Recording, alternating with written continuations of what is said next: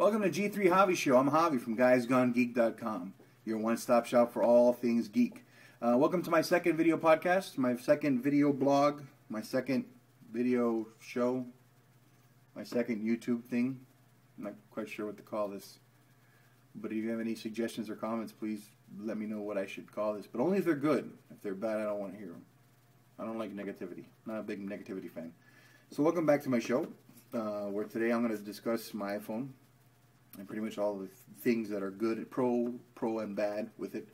I was one of the one of the hundreds of thousands of almost million lemmings that ran out to pre-order their phone the day that Apple said, "Hey, go to your Apple store, go to your AT&T store, jump online, and get your phone today." So I was one of those people who had to go get the new iPhone. I've had a iPhone 3GS. And I had the very first iPhone that came out. So I've actually had iPhones for quite some time now, and I'm actually happy with iPhone.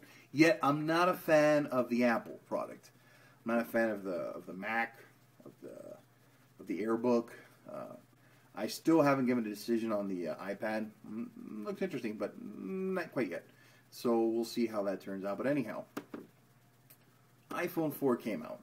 Everyone ran out, had to buy it before there was any real-world testing or any real-world experience on it.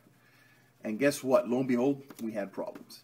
The main problem or main issue that iPhone has is the reception problem. Apparently what they did is in theory, the design was to add the stainless steel band around the phone. In theory, is to help improve reception. The only drawback to it is actually hindering reception. Apparently when you hold your phone a certain way and you touch the four bands at the same exact time, it actually drops your call. So Apple blamed AT&T. AT&T blamed Apple. The Apple programmer said, no, it's a glitch on the programming. We're going to fix it on a patch. But in the meantime, buy a cover for your phone so you don't touch your bands anymore, and you should be good to go. So I went out, bought a cover for my phone, and you know what? It actually has helped my reception problem substantially. I've had better receptions ever since I bought the cover for the phone. The cool part about the phone is right now I'm actually recording this podcast on it. At the same time, I'm going to use the iPhone to edit it. I also use it to upload it to YouTube. The program that I use or app that I use that I got on iTunes for like $3 or $4, it's whatever, it was under $5 on iTunes, was something called Reel Director, R-E-E-L Director, which pretty much allows you to edit your video, add pictures, include dissolves, wipes, fades, also to add text to the bottom of your show, like little tags in the bottom here, or here, or here, or up here, you know, so you could call it, you know, summer vacation or summer fun or weekend getaway and then post it yourself. But I use it just to show, you know, G3javi, then guysgonegeek.com at the bottom. Another great app that I actually got to thank Alex for from the show, or actually be mad at him. Not quite sure how to put this, but it's this game called Flight Controller. It's like 99-cent app. It's on iTunes as well. Pretty much all the apps are on iTunes, unless you know of any website that has cracked apps for free. I don't condone it, but if you have suggestions, I may look into it, just for academic purposes, not because I condone cracked or pirated software.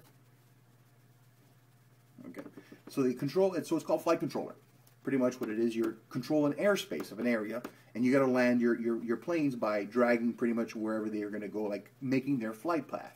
At the same time, you have multiple airplanes, you have multiple landing strips, you also have helicopters flying around, and you got to control your airspace without them crashing. It's pretty addictive. I play the game pretty much when I'm in the can on the crapper. I play it when I'm stuck in traffic. I've played it in between commercials while watching TV. I've even gone as far as to play it during dinner, which my wife wasn't very too happy about. She told me to cut it, and I wasn't sure what she was referring to, but whenever someone does this to a guy, it can't be good. Not at all. So another great app that I actually demo for, which I'm looking to maybe purchasing, is called Parachute Ninja. Pretty much it's one of these also, you drag the guy back and you should relaunch him and it catapults some guy into the air. And then you use the gyroscope of the phone to tilt back and forth so you can land your guy onto certain platforms or move him around. And it's pretty good. It's pretty good. I'm looking into actually getting the full version of that. I played the demo version and I pretty much beat it and I'm stuck there. Another great app, if you have the iPhone, that I deeply suggest you do is Pandora.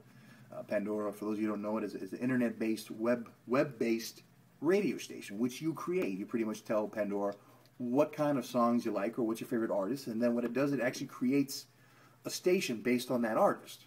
and then whatever music has influenced them, or other artists that have been influenced by that person. So it's, you know what, if you like a certain band, let's say like U2 or Oasis or Coldplay or something like that, what happens is that it builds a station based on that one person or one band, and then it keeps expanding, and it keeps adding more and more stuff. And as you go along, you listen to the song, you like it, you click yes, I like it, no, I don't like it, and then it kind of adjusts for it. I personally bought the subscription. I think it was like $36 for the year. Well worth it. I get unlimited airtime now. Before, as the Pandora Lite only allowed you 40 hours a month, plus it added a commercial every third or fourth song. So if you could get Pandora, $36, not much for a 1-year subscription. Get it. You have unlimited playtime. You could no more commercials, and you skip as many songs as you want without any problems or saying, oh, you've exceeded your limit. So Pandora, $36, not that bad. Go ahead and get that. If you have any comments or any suggestions for other apps for the iPhone, please let me know. You could send it to me at my email account at g3javi@gmail.com. You could also send it to our Guys Gone Geek web email, which is g3fans@gmail.com. Check us out every week on guysgonegeek.com. We have our audio podcast. We air that every Sunday or Monday. We kind of post a show. It's also available on iTunes if you want to download it and listen to it on the go.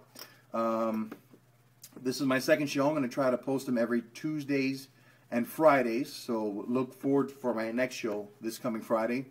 And if you have any comments, once again, any questions, drop them in the little comment section, the area here below, under the screen, or on the website.